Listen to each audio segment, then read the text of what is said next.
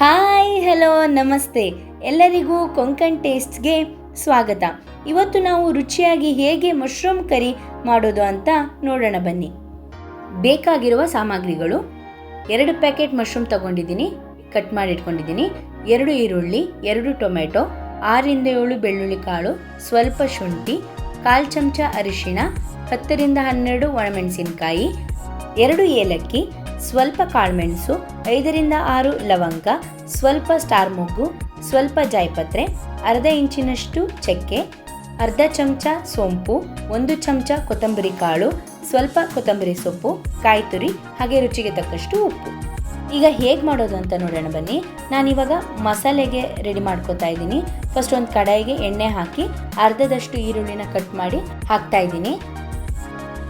ಇದು ಸ್ವಲ್ಪ ಫ್ರೈ ಆಗ್ತಿದ್ದಂಗೆ ಬೆಳ್ಳುಳ್ಳಿ ಹಾಗೆ ಶುಂಠಿನ ಹಾಕಿ 1 ನಿಮಿಷ ಫ್ರೈ ಮಾಡ್ಕೋಬೇಕು. ಈಗ 1 ನಿಮಿಷ ಫ್ರೈ ಆಗಿದೆ. ಇದಕ್ಕೆ ನಾನು ಚಕ್ಕೆ, ಸ್ಟಾರ್ ಮೊಗ್ಗು, ಲವಂಗ,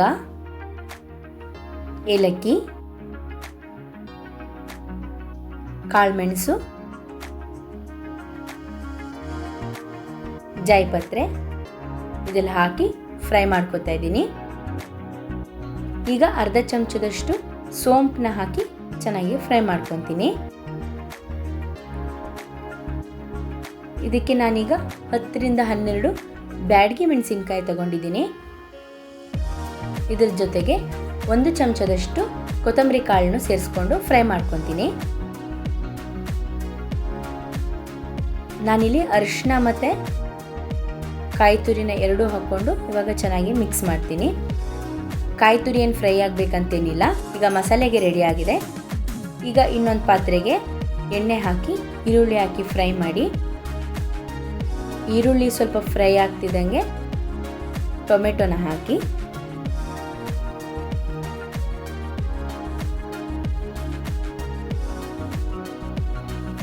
ಈಗ ಟೊಮೆಟೊ ಈರುಳ್ಳಿ 1 ನಿಮಿಷ ಫ್ರೈ ಆಗಿದೆ. ಇದಕ್ಕೆ ನಾವು ಕಟ್ ಮಾಡ್ಕೊಂಡಿರೋಂಥ ಮಶ್ರೂಮ್ನ ಹಾಕೋಣ. ಈಗ ಇದನ್ನು ಚೆನ್ನಾಗಿ ಮಿಕ್ಸ್ ಮಾಡಿ ಹಾಗೆ ಉಪ್ಪು ಹಾಕಿ. ಉಪ್ಪು ಇದು ಮಶ್ರೂಮ್ ಉಪ್ಪು ಹಿಡಿಲಿ ಅಂತ ಹಾಕ್ತಾ ಇರೋದು. ಇದು ಸೈಡಲ್ಲಿ ಬೇಯಕ್ಕೆ ಇಡಿ. ಈಗ ನಾವು ಮಿಕ್ಸಿ ಜಾರ್ಗೆ ಫ್ರೈ ಮಾಡ್ಕೊಂಡಿರೋ ಎಲ್ಲ ಐಟಮ್ಸ್ನ ಹಾಕಿ ರುಬ್ಬೋಣ. ಇಲ್ಲಿ ಮಸಾಲೆನ ನುಣ್ಣಗೆ ರುಬ್ಕೊಂಡಿದ್ದೀನಿ. ಈಗ ಮಶ್ರೂಮ್ ಕೂಡ ಬೆಂದಿದೆ. ರುಬ್ಕೊಂಡಿರೋ ಮಸಾಲೆನ ಅದಕ್ಕೆ ಆ್ಯಡ್ ಮಾಡಿ ನೋಡಿ, ಈ ಕನ್ಸಿಸ್ಟೆನ್ಸಿಗೆ ತರಬೇಕು. ಇದಕ್ಕೆ ನಾನು ಕೊತ್ತಂಬರಿ ಸೊಪ್ಪನ್ನ ಹಾಕ್ತಾ ಇದ್ದೀನಿ. ಈಗ ಚೆನ್ನಾಗಿ ಮಿಕ್ಸ್ ಮಾಡಿ ಕುದಿಯಕ್ಕೆ ಬಿಡಿ. ನೋಡಿ, ಚೆನ್ನಾಗಿ ಕುದೀತಿದೆ.